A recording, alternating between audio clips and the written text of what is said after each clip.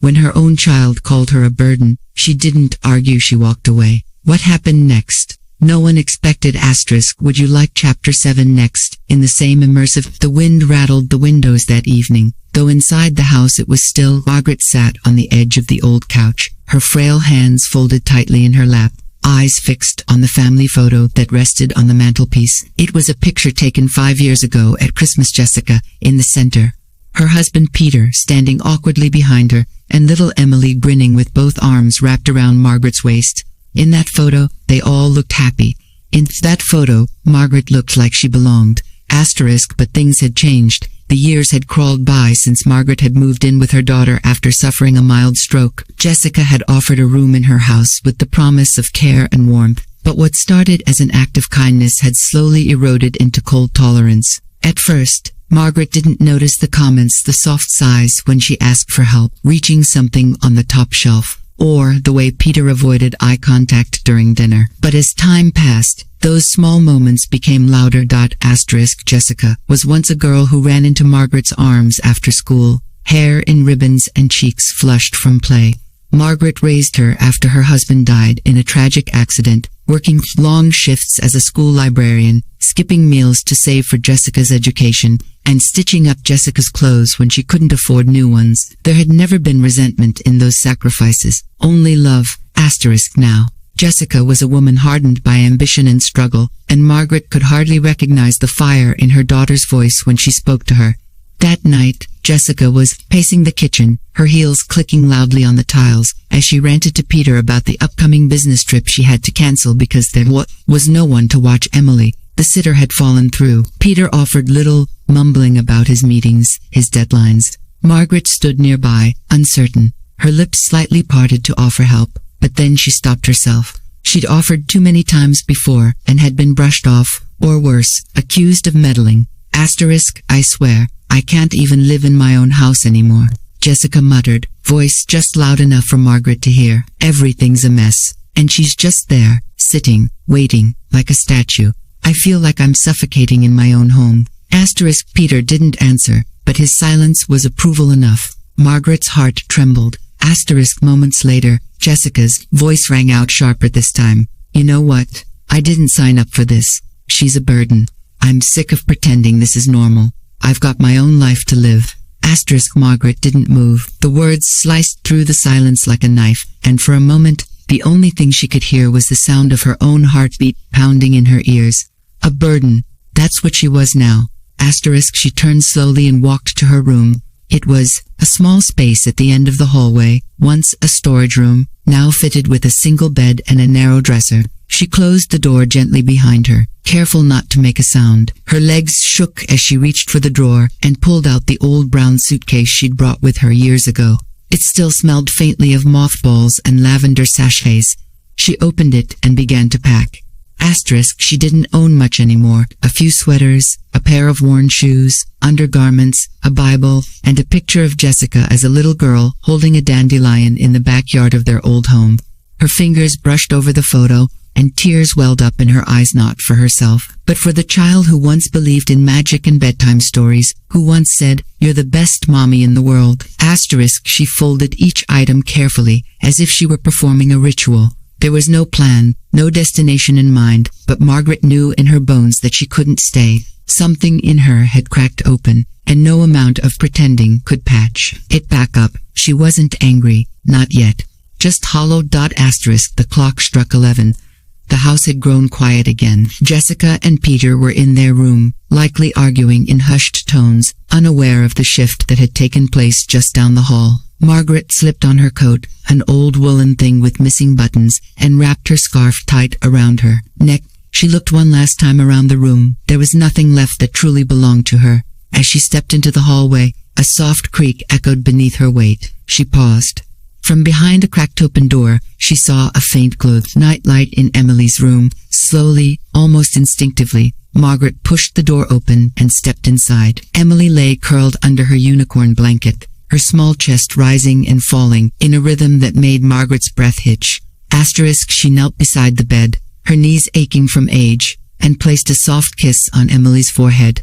"Goodbye, my little one," she whispered. "You were the only light left in this place." Asterisk then she stood, wiped her tears with the sleeve of her coat, and left. Asterisk the streets were quiet, lit only by flickering street lamps, and the occasional passing car. She walked slowly, unsure of where she was going. The suitcase dragged behind her with a soft thump-thump against the sidewalk. It was cold, and her bones ached with every step, but she didn't turn back. She didn't cry out. She simply moved forward, one step at a time. Asterisk she reached the small park on the edge of town and sat on a bench near the old fountain, now dry and cracked from years of neglect. A nearby diner's neon sign buzzed in and out, casting a weak pink glow across the pavement. Margaret clutched her coat tighter, teeth chattering, but her mind was strangely clear. Asterisk all her life she had given. As a wife, she'd loved loyally. As a mother, she'd poured herself out to raise her daughter with every ounce of strength she had. Even after the stroke, she tried to be less of a problem, tried to be helpful, tried to remain invisible when needed. But invisibility had become her prison. She realized, painfully, that love, when given without respect, becomes a leash around the heart. Asterisk a sudden gust of wind blew through the park, and Margaret closed her eyes against it. Somewhere deep inside, a tiny ember of strength began to flicker. She didn't know what the next day would bring. She didn't know how she would eat, where she would sleep, or who might see her as anything other than a homeless old woman. But what she did know was that she could no longer be someone else's weight. If that meant wandering, rebuilding, or starting from nothing, then so be it. Asterisk she was not just a burden, she was a woman, a mother, a survivor. Asterisk and tonight was not the end of her story, it was the beginning. The night was unforgiving. Each gust of wind sliced through her coat like a knife, and Margaret could feel the chill burrowing deep into her bones. She sat curled up on the weather-beaten park bench, suitcase beside her, staring blankly at the flickering neon sign of the diner across the street. Her fingers, numb from the cold, trembled slightly in her lap. There were no tears now. Only silence, only stillness, the kind that comes when the heart has already cried itself dry. Asterisk she hadn't slept. Her head nodded occasionally, but each time she drifted, a jolt of cold or a passing car snapped her back to reality. In those moments between awareness and dreams, memories came uninvited. Her wedding day, her first night as a widow, Jessica's birth, the scraped knees, the spelling bees, the endless nights rocking her daughter to sleep through fevers and heartbreaks. Her life had been a thread of caregiving, stitched through decades of quiet sacrifices. And now she sat alone, shivering on a bench like a misplaced soul. Asterisk just before dawn, the diner door opened. A short, broad-shouldered woman in her 50s stepped out with a mop bucket, spilling lukewarm water onto the pavement. She looked around sleepily, then paused when she saw Margaret. Asterisk their eyes met briefly, curiously. Asterisk Margaret lowered her gaze quickly, embarrassed, and tightened her scarf. Asterisk a few minutes later, the woman returned inside. Asterisk Margaret figured that was it. Another pair of eyes that had seen her, but chosen to look away. But then, to her surprise, the door opened again. This time, the woman had a foam cup in her hand. She walked across the empty street and stopped in front of the bench. Asterisk, ma'am, she said gently. It's freezing out here. You okay? Asterisk Margaret looked up startled. Her voice rasped. I'm fine. Asterisk the woman held out the cup. Coffee. It's fresh. Take it. Asterisk Margaret hesitated, but then accepted it with a shaking hand. The warmth from the cup seeped through her fingers like sunlight. She nodded in thanks, whispering, God bless you. Asterisk the woman smiled faintly. You got somewhere to go?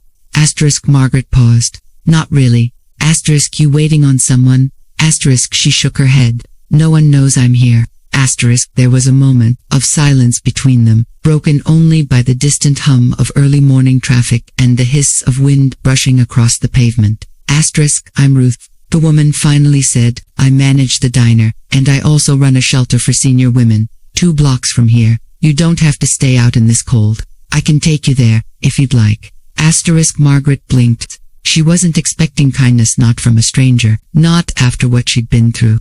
For a moment, suspicion crept in, but Ruth's voice held no judgment, only calm assurance.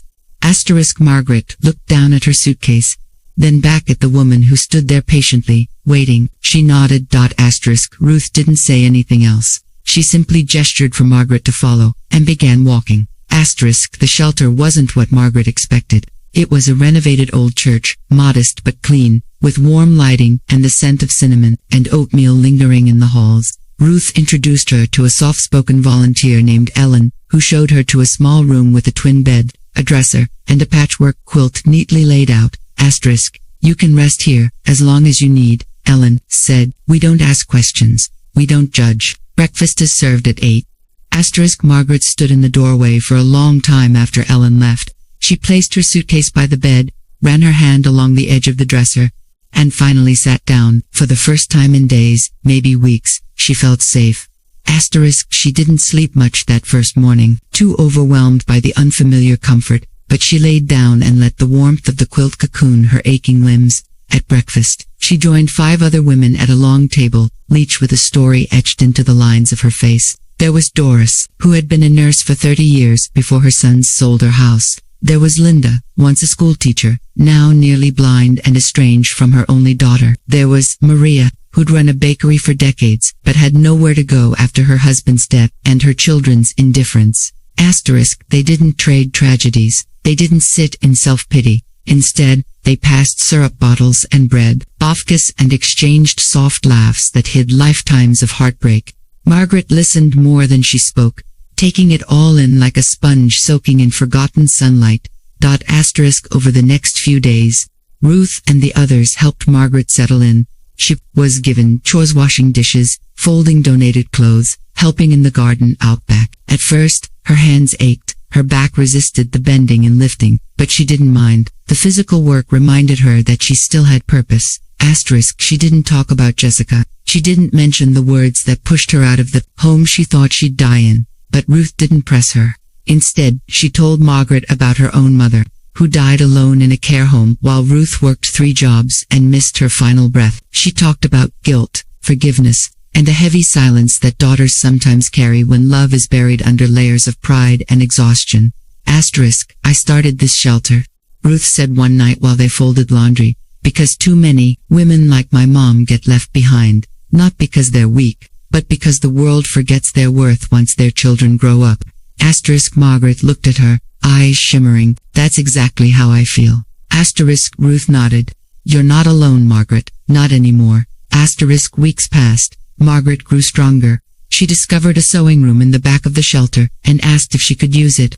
There, she began mending torn jackets, sewing buttons on shirts, and eventually designing her own pieces. A volunteer named Sasha helped her set up a small Etsy page, and soon her embroidered scarves and baby quilts began to sell. The income was modest, but it was hers.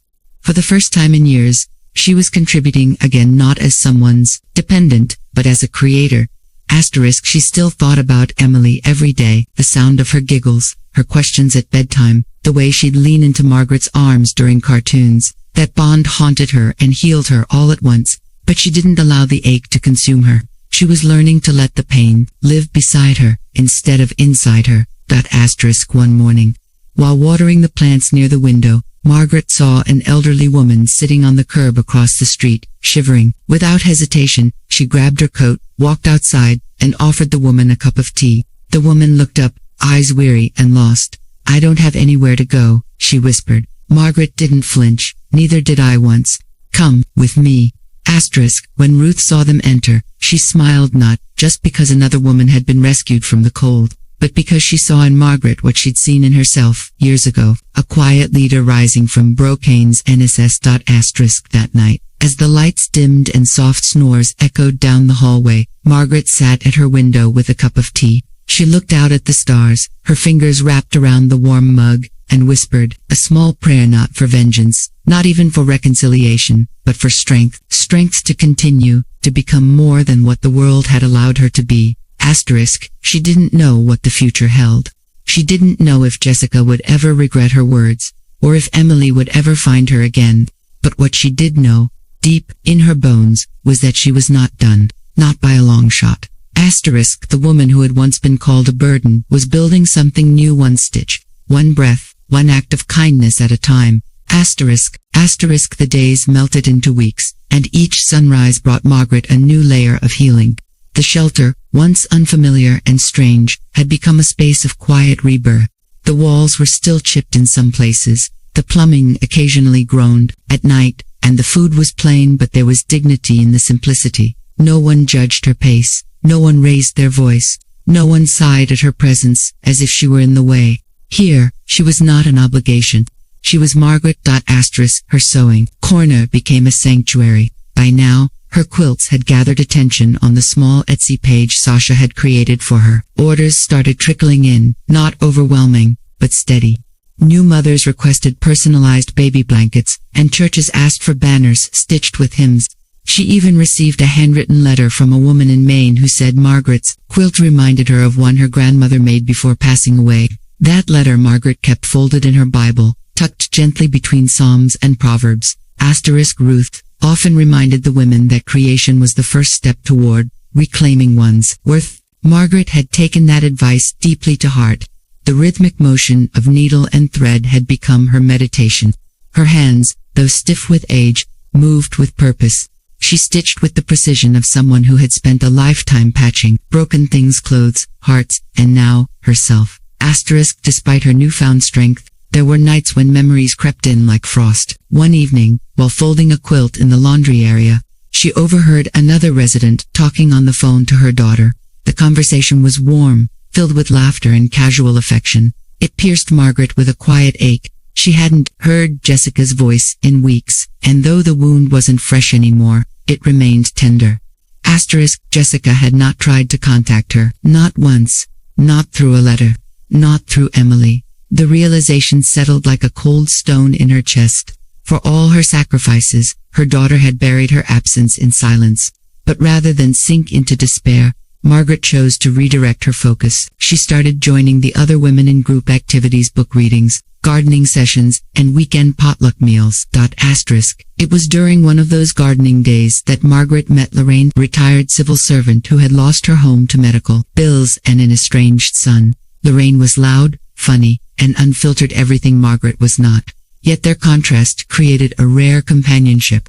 They spent afternoons sipping chamomile tea and sharing stories that hadn't been spoken aloud in years. With Lorraine, Margaret could finally speak of Jessica, of the hurt she had buried behind stitched smiles and quiet tears. I raised her alone, Margaret said one day as they trimmed dead branches from the rose bushes. I gave up everything, and still, I became disposable.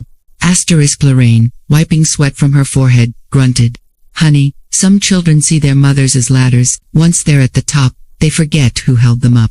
The words hit deep. Margaret had never heard it put quite like that, but it was true.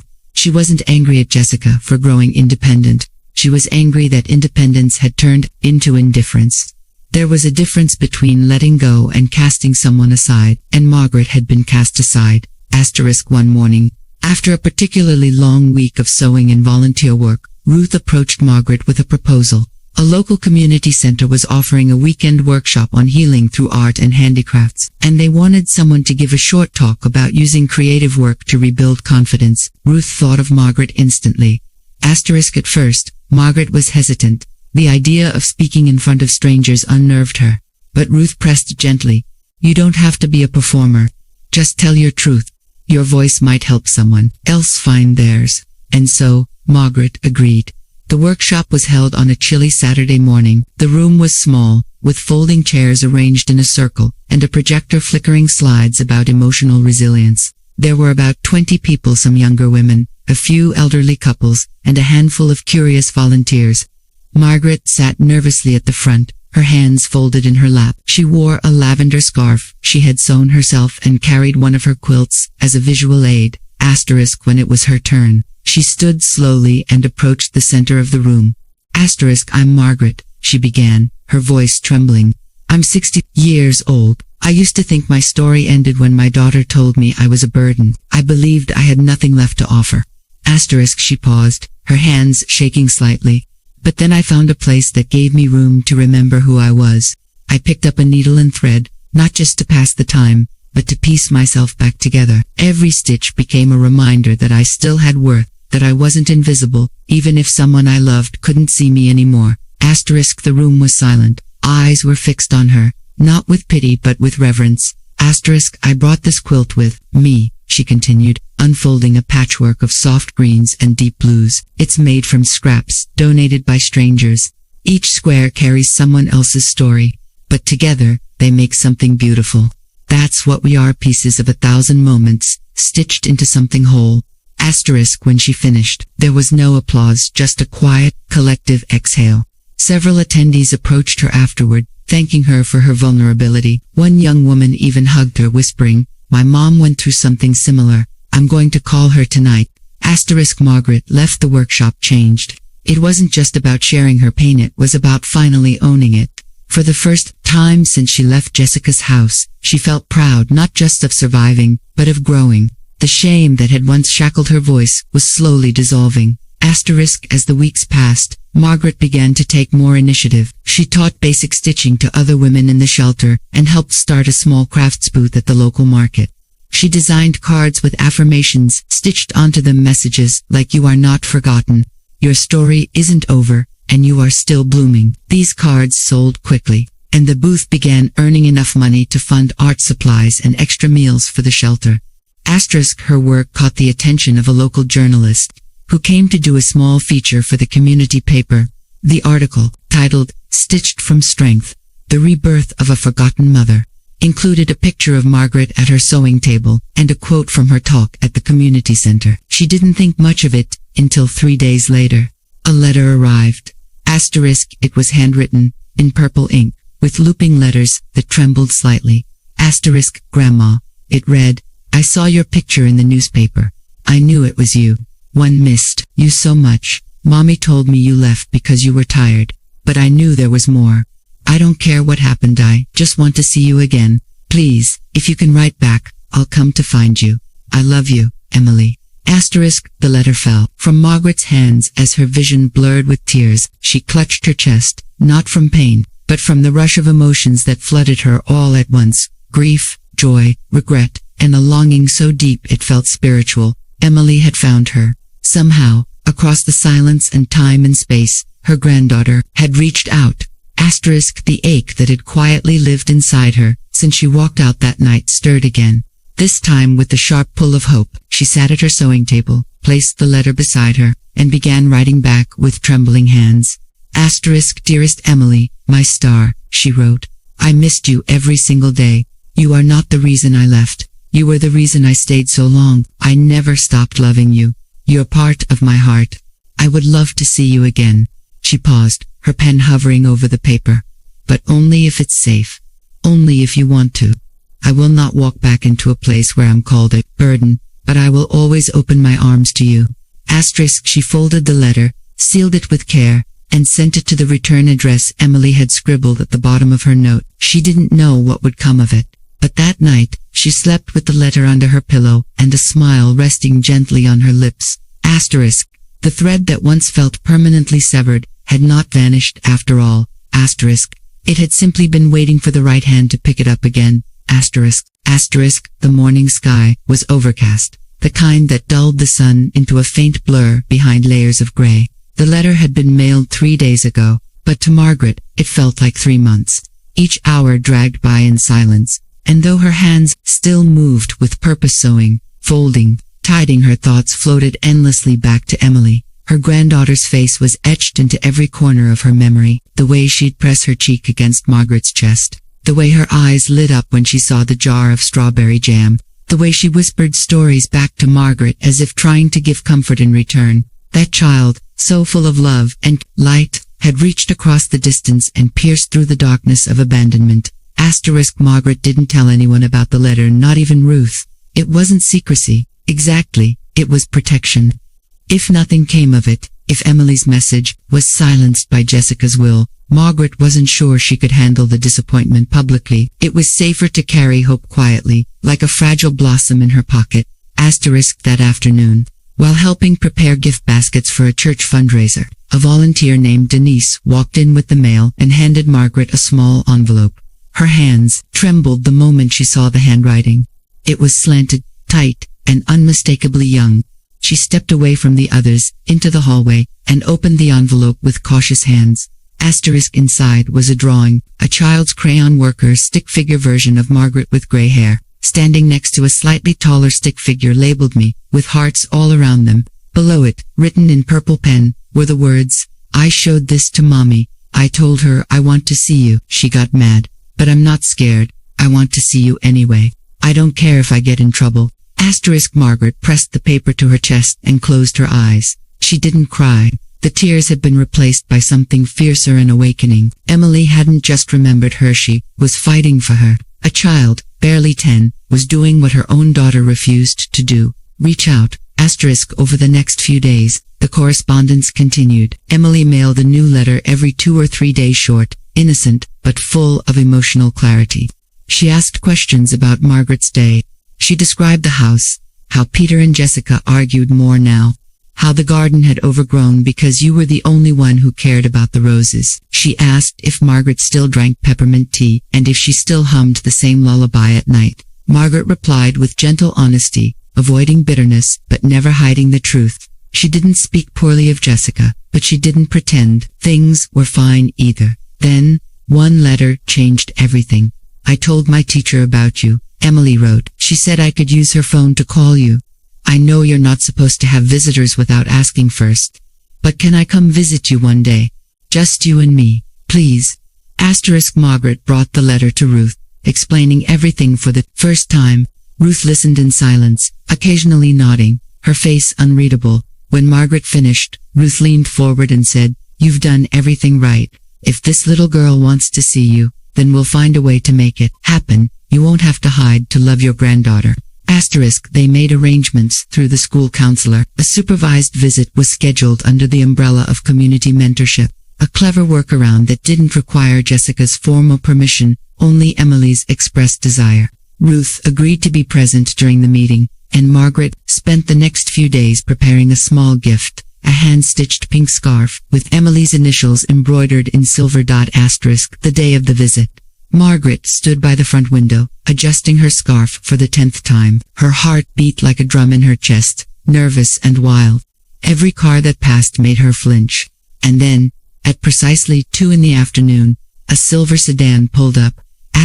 Emily stepped out of the car, clutching her backpack, her long brown hair tied in a loose ponytail. She looked taller, older than Margaret remembered, but her face, those wide, searching eyes, hadn't changed. The counselor walked her to the door, introduced herself to Ruth, and nodded with a knowing smile. Then, the door opened wider, and Margaret and Emily faced each other. Neither spoke at first. They simply stood there, locked in a gaze that held years of love, distance, longing, and unspoken pain. And then, Emily ran. Margaret opened her arms, and Emily crashed into her, wrapping her arms tightly around her waist. Margaret held her close, inhaling the scent of her shampoo, the warmth of her small body. For a long moment, the world disappeared. "I missed you, Grandma," Emily whispered. "I missed you more, my star," Margaret whispered back. They spent 2 hours together that day. Margaret showed Emily the sewing room, the garden, and her corner in the craft room. They drank peppermint tea and shared sugar cookies. Margaret told her stories, not sad ones, but funny ones from when Jessica was little.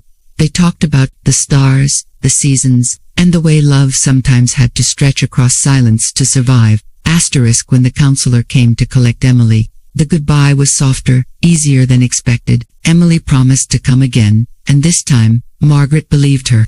She stood at the window long after the car drove off, her hand resting on the cold glass, her smile peaceful. But peace did not last long. 2 days later, Margaret received a call. Jessica.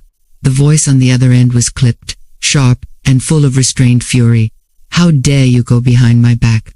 You think you can manipulate my daughter into meeting you without my permission. I knew you were dramatic, but this is low, even for you." Margaret took a deep breath. "Jessica, she wanted to see me. She reached out. I didn't force anything." "She's a child," Jessica snapped. "She doesn't know what she wants. I'm her mother." "And I'm her grandmother," Margaret replied, her voice calm but firm. "I never stopped being that. And I won't apologize for loving her." "You left. You walked out and never looked back. And now you want to play the victim." "I didn't walk out," Margaret said, voice trembling but steady. "I was pushed. There's a difference. Silence fell on the line. For a moment, Margaret thought Jessica had hung up. But then, she heard a soft, bitter laugh. You've really turned this into your redemption story, haven't you? The martyr, the abandoned saint. I'm just telling the truth, Margaret replied. And whether you like it or not, Emily sees it too. Jessica exhaled sharply. Don't expect another visit. I don't need your permission. Jessica, I just need your daughter's love. And she's already given it. The line went dead. Margaret stood still for a long time, the phone resting in her hand. That conversation had taken everything out of her. Not because of the venom in Jessica's voice, but because she now knew it wouldn't change. Jess had built a wall around her pride, and Margaret couldn't tear it down without sacrificing her dignity. But this time, she didn't crumble. Instead, she poured herself a cup of tea, sat at her sewing table, and began working on a new piece. It would be a large quilt, one square for each woman in the shelter who had once been silenced, erased, discarded, a patchwork of survival. She named it the Quilt of the Unforgotten, and she stitched Emily's name in the center. The sun was softer now, beginning to stretch its warmth across the winter-hardened city as March rolled in. The shelter's garden, though still bruised from the cold, showed early signs of renewal. Tiny green shoots began pushing through the earth, defiant and persistent, much like Margaret herself. It had been nearly 2 months since Emily's first visit, and though the encounter with Jessica had been painful, it had also brought with it an unexpected calm. Margaret no longer feared confrontation. She had stood her ground and said what needed to be said. The words that once lodged in her throat like thorns now flowed like clear water. She had learned not to wait for validation from the one who wounded her. Instead, she drew strength from the love of her granddaughter and the support of the women who surrounded her. Emily had not returned since that visit. Margaret knew Jessica was likely doing everything she could to keep her away, but the bond had already been reignited. Letters continued to arrive, hidden in envelopes with drawings, pressed flowers, and once, a crumpled bus ticket from the day Emily had visited, a memento Margaret tucked into her dresser like a sacred relic. She continued working on the quilt she had started after that phone call with Jessica. It was enormous, now, stretched across 3 tables in the sewing room. Each patch represented a woman, her story, her pain, her strength. Some squares were embroidered with names, others had symbols: a house with a cracked roof, a teacup, a rocking chair, a broken chain. Emily's name remained at the heart of it all, the compass Margaret stitched to remember who she was, and who she still wanted to be. One morning, while pinning the last row to the frame, Ruth entered the sewing room with a letter in her hand. This just came, she said, setting it down beside the fabric. From Emily. Margaret dropped her scissors. Her heart, now used to these sudden flutters, beat with a mix of hope and caution. She opened the envelope slowly. There were 2 pages this time. The first was a letter, the second a printed sheet from a school event. Dear Grandma, something happened. Mommy found my letters. She said I can't write anymore. She took away my drawing pad and even blocked the school counselor from calling you. I got really mad. I told her she doesn't get to decide how I feel. I yelled. I never yelled before. She said, if I want to talk to you so badly, then you should come and say things to my face. I think she didn't mean it, but I told her okay. I want you to come. My school is having a family day next Saturday. Everyone's bringing their grandma or grandpa. I told the teacher I want you to come. I said your name on the form. Please come if you can. It's from 11 to 1. Love, Emily. Margaret sat frozen, the words sinking deep, her mind filled with questions. Would Jessica be there? Would it turn ugly? Would she be humiliated in front of teachers, children, parents? But beneath all that noise was the voice of Emily, asking no, begging for her presence. A child who had stood up to her mother, who had not given up, who had shouted what Margaret had silently wished to scream for years. Ruth didn't push her to decide. She simply offered to go with her if she needed support, or to stay back if she wanted privacy. Whatever you choose, Margaret, it's your moment, not hers. That entire week, Margaret barely slept. She thought about her wardrobe, about what gift to bring, whether she should call ahead. She didn't want drama. She didn't want a scene. But the thought of Emily sitting in that school auditorium scanning the room for her grandmother and not finding her hit was unbearable. Asterisk she made a choice. Asterisk on Saturday morning, she woke before dawn, brushed her hair with extra care, and wore the lavender scarf Emily had loved. In her bag, she placed a small framed photo of the two of them from years ago, and the pink scarf she had made earlier but never got to give. Ruth offered to drive her. Margaret accepted. Asterisk the school was buzzing with excitement when they arrived. Balloons floated in the hallways. Students ran about, tugging their grandparents' hands, pointing out their art projects taped to the walls. Margaret's fingers clutched her purse tightly as they stepped into the gymnasium, where folding chairs were lined up in rows and "Welcome to Family Day" was painted on a bright banner. And then she saw her. Emily stood near the back, her hands folded nervously in front of her, scanning the entrance every few seconds. Asterisk when she spotted Margaret, she broke into a run. Asterisk it was faster, louder, and more desperate than their last embrace. Emily crashed into her grandmother's arms and burst into tears, repeating, you came, over and over. Asterisk Margaret whispered, "Of course I came, my darling. I will always come for you." Their moment was cut short by a cold, sharp voice. "I told you not to bring her here, Jessica." She stood stiffly by the gym door, arms crossed, lips tight. She looked thinner, more tired than Margaret remembered, and her eyes flickered with anger but also something else. Guilt, resentment, exhaustion. Asterisk Margaret turned, shielding Emily slightly. "I came because she asked me to." Asterisk Jessica's jaw tightened. "You've made everything worse. She's been defiant, moody, impossible." Asterisk, "She's been hurt," Margaret said, voice low, "and she's fighting for love the only way she knows how. You should be proud of her for that." Asterisk a tense silence stretched between them. Parents around them were beginning to notice. Ruth stood a few feet away, watching, ready to intervene if needed, but Margaret remained steady. Asterisk, "I'm not here to argue," she continued. "I just want to sit beside my granddaughter for one morning, that's all." Asterisk Jessica looked at Emily, who clung tighter to Margaret's hand.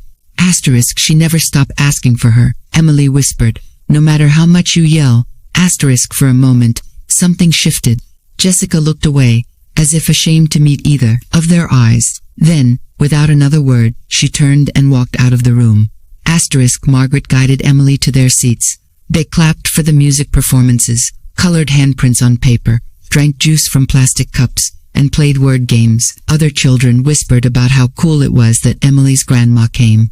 Teachers nodded kindly at Margaret. The warmth in the room slowly replaced the sting of confrontation. Asterisk when it was time to leave, Emily hugged her tightly and said, "Even if Mommy gets mad again, I'm still writing. I'll hide the letters better. You're my person." Asterisk Margaret laughed through her tears. "You're my person too." Asterisk she left the school with her shoulders straight, her back tall, and her heart full. There would be more battles. Jessica wasn't ready to heal, but Margaret had stopped waiting for permission to love, and that changed everything. Asterisk back at the shelter, she hung a new patch on the quilt, a small paper heart that Emily had made that morning, now stitched into the center. Asterisk the past had tried to erase her, but love had redrawn the lines, and this time they would not be broken. Asterisk the morning after the school's family day, Margaret woke up with a quiet stillness inside her. Not the kind that follows sadness, but the kind that comes when something unresolved finally finds its name. She lay in bed for several minutes, watching the sunlight spill through the cracks in the window blinds. Her body ached, as it often did these days, but her chest no longer carried the weight of shame. Something had shifted. She had stood in the same room as her daughter, held her granddaughter's hand in defiance of abandonment, and survived it with grace. Asterisk the shelter was unusually peaceful that morning. A few women were reading in the common room. Others were tending to the garden. Margaret joined them after breakfast, kneeling beside the garden beds that she'd once helped revive. She pulled weeds slowly, letting the earth stain her fingers and the scent of mint and rosemary fill her senses. This simple ritual grounded her, reminded her that new things could grow from broken soil. Asterisk later that day, Ruth approached her quietly, holding a tablet. "You might want to see this," she said, handing it over. Margaret took the device cautiously, expecting another angry message from Jessica or perhaps some school newsletter. But what she saw surprised her. It was an online article, titled "Stitched with Grace." How one grandmother is inspiring forgotten women. Below the headline was a photo of Margaret holding the quilt she had been building for months, the centerpiece showing Emily's name in soft pink thread. The journalist who had written a short piece weeks ago had expanded it after attending the school event. He'd interviewed Ruth, taken pictures of the shelter, and even quoted a few lines from Margaret's speech at the community center. Margaret felt her heart tighten. The article was tender, honest, and full of admiration. But more importantly, it had reached beyond the quiet corners of their community. Comments poured in beneath the story, dozens of people sharing how they'd been moved by her journey, how they saw their own mothers or grandmothers in her strength. Some offered donations, others asked how they could help women in similar situations. She scrolled slowly, absorbing the kindness one sentence at a time. Then, among the sea of strangers, one comment stood out. It was from someone named Javel. She wasn't a burden. I was just too busy being the victim of my own resentment to see her pain. Now she's the one being celebrated, and I can't even face her. I don't know if I'm proud or ashamed. Maybe both. Margaret stared at the comment, her fingers trembling slightly. She didn't need confirmation. She knew those initials. Knew the rhythm of that guilt. Jessica had read the article. She had seen the pictures, and something inside her was stirring, maybe not enough for reconciliation, but enough for truth. That evening, Margaret stood before the nearly completed quilt, her fingers brushing the fabric like a prayer. She thought about how far she had come, not just in miles or months, but in spirit. The woman who once cowered in silence had now become a beacon for others. Her voice no longer just hers, but a vessel for a generation of women, discarded and dismissed. She decided to finish the quilt with a final patch. It was a plain, cream-colored square, stitched with a single word, forgiven. Not because Jessica had asked for it, not because the past could be erased, but because Margaret was no longer willing to carry anger that didn't belong to her. The forgiveness wasn't a gift to her daughter, it was a release for herself. In the following weeks, invitations began arriving from community centers, women's groups, and even a regional university. They wanted her to speak, to tell her story, to bring the quilt and explain what it meant. Margaret, though hesitant at first, accepted. She saw it not as a performance but as an act of service. For every woman who still sat silently at someone else's table, for every mother labeled a burden behind closed doors, Margaret would speak. Her first major event was hosted in a library not far from the town she had fled. It was a bold step. Ruth accompanied her, as did Lorraine, and two other women from the shelter who had become her circle of quiet warriors. The room filled slowly with people, students, educators, older women with kind eyes and worn hands, young mothers with strollers and messy hair. They came not for entertainment, but to listen. Margaret stood behind the podium, her quilt displayed behind her like a banner of quiet resistance. Her speech was short, but every word was crafted with intention. I was once told I was a burden, that my existence took up space that no one wanted to share. And for a while, I believed it. I packed my bag and left, not because I was brave, but because I was broken. But in walking away, I found women who helped me remember my name, my worth, and my voice. I stitched my pain into fabric, and in doing so, turned it into something useful. If you've ever been made to feel invisible, know this: you are not a burden. You are a chapter waiting to be read. The room was quiet when she finished. Then, slowly, people rose to their feet. Applause wasn't loud. It was soft, full of reverence. A few women wept. One young girl handed Margaret a note that said, "I'm going to ask my grandma to move back in. I miss her."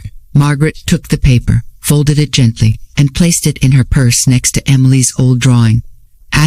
That night, as they returned to the shelter, the group sat around the kitchen table eating leftover pie and sipping warm tea. There was laughter, lightness. Margaret felt lighter than she had in years. She had faced her old world, not as a victim, but as a survivor. A week later, another letter arrived. This time, not from Emily, it was from Jessica. The handwriting was shaky, as if written through hesitation. "Mom, I saw the article. I read the comments. I read what you said. I watched the video, and I don't know how to explain what I feel. Shame, regret, confusion, maybe all of it. You are right. I said things I can't take back. I let pride and pressure turn into cruelty. I made you feel unwanted in a house that only existed because of everything you gave me. Emily misses you more than she says. She still draws your face on the corners of her notebooks. She hums the song you used to sing when she thinks no one's listening. I'm not asking you to come back. I'm not even sure if I deserve that. But I am asking for a second chance. I want to understand the woman I never bothered to see before. If you're willing, maybe we can talk. Not as mother and daughter, just as two women who've been through too much silence. Margaret read the letter 3 times. Her heart didn't leap. It didn't collapse either. It just softened. She folded the paper and sat with it in her lap. She didn't rush to answer. She didn't need to. For the first time, it was Jessica reaching out, not with guilt, but with humility. That night, Margaret walked to the garden, where the roses had begun to bloom again. She knelt beside them and whispered something only the wind could hear. She had found herself in the arms of strangers, in letters from a child, in the folds of fabric. Now, even if the past never fully mended, she could walk forward knowing her silence had finally been broken by her courage, by her story, and by the voices she had inspired to rise alongside her. And that was more than enough. Would you like chapter 7 next in the same immersive emocio? The days grew warmer as spring reached its height, spilling color and light across the garden behind the shelter. Roses bloomed in thick clusters, white and red and yellow, swaying softly with the breeze like they, too, had found their place in the world again. Margaret stood near them in the early morning, watering the roots with practiced care. Her hands, once shaky and uncertain, now moved with steady confidence. She knew this garden well. It had grown alongside her. It had learned to live again, just as she had. A week had passed since Jessica's letter arrived. Margaret had read it again and again, each time with different emotions. First, there was disbelief, then pain, then something gentler, like curiosity. Jessica had always been a guarded woman, prideful, sharp-edged, hard to reach. For her to admit regret, even in written form, meant something had shifted. But Margaret wasn't ready to write back. Not yet. Forgiveness wasn't a door that could be flung open with one knock. It was something she needed to build slowly, brick by brick, in a way that didn't dismantle the strength she had fought so hard to reclaim. Instead, she poured her energy into the shelter and the growing project of No More Burdens. The foundation she had started with Ruth and Lorraine, what began as a sewing circle for healing, had evolved into something much larger, grassroots movement that offered workshops, counseling, temporary housing, and business training for elderly women who had been cast aside by their families or society. Margaret became its face not because she wanted fame, but because her story resonated. Media channels picked up her interviews, community colleges invited her to speak. A documentary team even proposed filming her journey from the park bench she sat on that cold night to the shelter that became her home. She declined the documentary. She didn't want her life to be consumed by retellings of pain, but she allowed them to record a workshop session, a soft, hopeful film about resilience and rebuilding identity. Every Sunday, Emily wrote to her. Sometimes the letters were drawings, sometimes poems, sometimes short stories, where she made herself the hero, and Margaret the wise elder who gave her a sword made of sunlight. They filled Margaret's soul with warmth that no apology could ever match. Emily, at her young age, had chosen love over bitterness. She had chosen connection over silence. Then one Sunday afternoon, Margaret received a different kind of envelope, thicker, cream-colored official. It came from Emily's school, addressed to her name directly, and inside was a formal invitation, a recognition ceremony for outstanding student creativity and character. Emily had been selected for a special award and had requested that Margaret present it to her. At the bottom, in soft blue ink, was a note written by hand. I told them you were my hero. Please say yes. I want you there. Love, Emily. Margaret's hands trembled. She looked up from the letter and met Ruth's eyes, who had entered the room just moments before. She asked me to present her award. Margaret whispered. Ruth smiled, placing a hand on her shoulder. Of course she did, because that's what you are. Margaret stared at the letter long after Ruth had gone, and then, with a sense of clarity she hadn't felt in years, she sat at her desk and pulled out a blank sheet of paper. Not for Emily, for Jessica. Dear Jessica, I received your letter. I've read it many times. I've carried it in my purse and laid it on my nightstand and even held it to my chest when the ache of remembering became too strong. Asterisk, you said you're not asking for me to come back, and that's good, because I don't want to go back to the house, not to the silence, not to the woman I was there. Asterisk, but I believe people change, not because they're forced to, but because life eventually reveals the truth to us, sometimes in whispers, sometimes in storms. Asterisk, I'm not ready to sit across from you yet, but I'm ready to try, slowly, carefully, for Emily, yes, but also for us. Asterisk, she has invited me to present her award next week. I plan to attend. If you're there, I hope we can both remember that this is her moment. Let it be about love. No resentment, no control, just presence. Asterisk, that's all she needs, and truthfully, that's all I need too. Margaret. She folded the letter and mailed it the next morning. Asterisk, the night before the ceremony, Margaret stood before her mirror longer than usual. She wore a soft sky blue dress with a pearl pin at the collar and the same lavender scarf Emily once loved. She dabbed a touch of rose-scented perfume behind her ears and pinned her silver hair back with care. She didn't look like someone trying to reclaim youth. She looked like a woman, stepping fully into her age, her history, her power. Asterisk, the school auditorium was crowded when she arrived. Children in uniforms, parents chattering quietly, faculty arranging programs. She moved carefully through the aisle until she saw Emily near the front, her eyes scanning the crowd with nervous anticipation. When they locked eyes, Emily lit up, her entire face blooming into joy. Asterisk, Margaret made her way down and hugged her tightly. She whispered, I'm so proud of you, and Emily whispered back, I told everyone you were coming. Moments later, Jessica entered. She wore a black blazer and dark jeans, her hair tied back neatly. She paused when she saw them together, mother and daughter's daughter, wrapped in a bond that no bitterness had managed to break. Jessica gave a small nod. Margaret returned it. Asterisk, they didn't speak. Not yet. But the acknowledgement, the quiet permission for peace, hung in the air like sunlight through glass. Asterisk, the ceremony began. Awards for science, sports, citizenship, and then, the principal stepped up to announce the final special award for outstanding creative courage. Asterisk, sometimes, he said, students inspire us not just with their work, but with their hearts. Today, we recognize Emily Langley for her beautiful stories, her resilience, and her deep compassion. She has asked her grandmother, Margaret Langley, to present the award. Asterisk, applause echoed. Margaret stood slowly and walked to the stage. Asterisk, she took the certificate from the principal's hand, turned to Emily, and handed it over with tears in her eyes. Asterisk, you're my masterpiece, she whispered. The one I never stopped believing in. Asterisk, the room clapped, some people wiping their eyes. Jessica stood as well, clapping softly. Her expression was unreadable but not cold. Not anymore. Asterisk, after the ceremony, Margaret began walking toward the exit. She didn't wait for confrontation. She had given her blessing and was ready to leave with grace. Asterisk, but then Jessica called out softly, Mom. Margaret turned. Jessica approached slowly, standing a few feet away. Thank you for coming. It meant the world to her.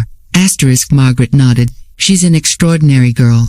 Asterisk, Jessica hesitated, then added, maybe sometime, we can talk. No expectations, just talk. Asterisk, Margaret paused. She took a breath, then said, maybe. Asterisk, it was enough, for now. Asterisk, as they drove back, Emily in the back seat with Ruth, humming a tune and holding her certificate like a treasure. Margaret stared out the window and smiled. Asterisk, the world hadn't rewritten itself overnight. Wounds didn't vanish in a single gesture. But bridges were beginning to form where walls had once stood, and she had walked over one today. Asterisk, the woman who was once told she was a burden, had become the foundation for others. She wasn't a guest in someone else's story anymore. Asterisk, she was the center of her own.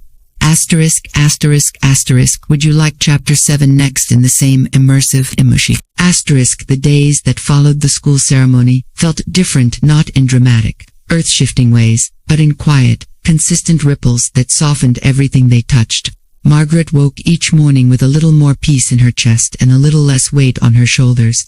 The air tasted lighter. Her reflection in the mirror no longer looked like someone waiting to be seen, but like someone who had found herself and chosen to stay. Asterisk, Emily's award now hung in a simple wooden frame beside Margaret's bed, and every time she looked at it, she felt the bond they shared deepen, threaded not just by blood but by choice. The letters between them hadn't stopped. In fact, they had grown more vivid, filled with more than stories and updates. They carried dreams. Emily wrote about wanting to be a writer, about someday writing a book with Margaret's story in it. She even included short passages of fictional tales where grandmothers went on quests to save entire kingdoms with nothing but a needle and a scarf. Asterisk. Margaret laughed aloud the first time she read one of those stories, her heart full of something warm and hopeful. She wrote back, encouraging every sentence. "Write the book," she told her. "The world needs more stories like yours." Asterisk. The shelter had changed to what began as a place of survival, had become a center of growth. The No More Burdens initiative had expanded across cities. More volunteers joined. Local shops partnered to sell handcrafted goods made by the residents. The money helped fund literacy classes, mobility aids, and even a small emergency fund for women transitioning to independent living. The women who once came with lowered heads now walked with quiet dignity, their names no longer lost in the shuffle of society, but sewn into the fabric of something meaningful. Asterisk. Margaret's quilt, now known as the Unforgotten, was displayed in the community center lobby. People came just to see it. Some wept while looking at it. Some left notes pinned to the edges, messages to mothers, apologies never spoken, thank yous never delivered. A traveling exhibit had even requested it for a regional tour across women's centers. And Margaret agreed, on the condition that it would always return home. Asterisk. She was asked to speak again, but she had become more selective. She wasn't interested in becoming a symbol or a sensation. Her voice, though powerful, was not for entertainment. It was for healing. And healing, she knew now, had to be protected. It was a Thursday afternoon when Jessica called. There had been no letters between them since the ceremony, only that quiet promise to maybe speak again. And now, here she was, on the line. Asterisk. "Hi, Mom." The voice was hesitant. Softer than Margaret remembered. "Hello, Jessica." Asterisk. "I was wondering if you'd like to come over, just for tea." Number drama, no expectations. Margaret took a moment before answering. "All right," she said. "Let's try." Asterisk. She wore a pale gray blouse and a pair of navy trousers.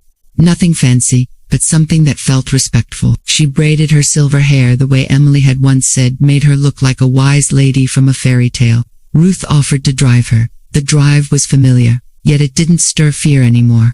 She had left this neighborhood as someone discarded. She returned now as someone whole. Asterisk. Jessica opened the door before she knocked. Her face was bare of makeup. Her hair was tucked into a simple bun. She looked tired, older, but not closed off. Her eyes flicked briefly to Margaret's bag before stepping aside to let her in. Asterisk. The living room hadn't changed much. The same beige curtains, the same photographs on the wall, but the air was different, still tense, but not sharp. Margaret's eyes settled briefly on the picture above the mantel, the old family photo with Jessica, Peter, Emily, and herself. It felt like a memory that no longer hurt to hold. Asterisk. They sat across from each other at the kitchen table. A teapot steamed between them, and 2 cups rested on small white saucers. For a few minutes, neither of them spoke. Asterisk. Jessica poured the tea. Her hands trembled slightly. "I wasn't sure you'd say yes," she said. Margaret took her cup gently. "I thought about it, a lot." Asterisk. Jessica nodded. "Emily talks about you constantly. I think I was jealous, in a strange way, that she felt more understood by you than by me." Asterisk. "She sees people for who they are," Margaret said. "She has that gift." Asterisk. "I know I hurt you," Jessica continued, her eyes not quite meeting her mother's. "I've thought about that day, what I said, what I didn't say. For a while, I convinced myself that I was just stressed, just overwhelmed. But the truth is I was selfish. And I used your presence as something to resent, rather than appreciate." Asterisk. Margaret didn't respond immediately. She let the words settle. Asterisk. "I don't need an apology," she said. "What I needed was the silence to end, and now it has." Asterisk. Jessica looked up finally. There was moisture in her eyes, but she didn't cry. Asterisk. "I don't know how to rebuild this," she said. Asterisk. "We don't need to rebuild what was," Margaret said gently. "We just need to build something new. Something honest." Jessica nodded. Slowly, They drank tea in a quiet that no longer felt suffocating. Emily joined them later after school. She leaped into Margaret's arms as if it had been years. She told her about a new story she was writing, this time about a grandmother who built a village for lost women and taught them how to grow wings. Margaret promised to read every word. She stayed for dinner.